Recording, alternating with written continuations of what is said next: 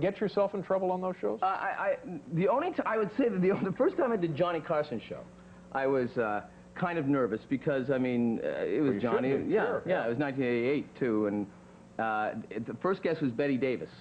Yeah. And I decided, being a cocky nutmaster that I am, that it would be kind of funny to do Bette Davis to Bette Davis. Oh no, that makes sense. So sure. Bette had come out and she'd killed. She'd done the unicycle bit. She'd done all her stuff. It was '88, and she did the place.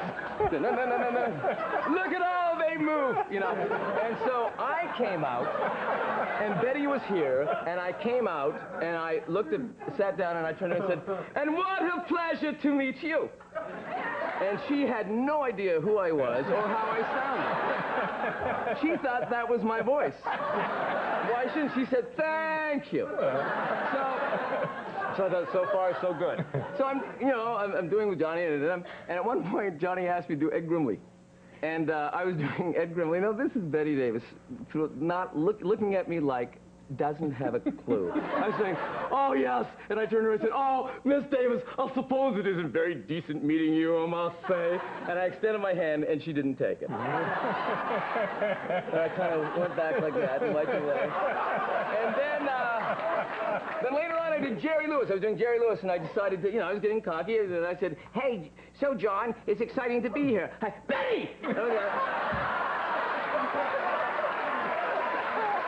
And that shocked me.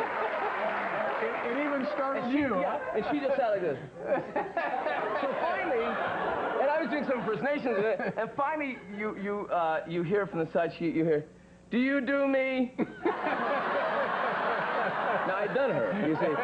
So I turned to her and I said, "Well, you're not that easy to do." And she said, "Then skip it." And, I think she knew, though. I think she was putting me on. Yeah, probably she was actually very, very hip and sharp. Yeah. Let's see.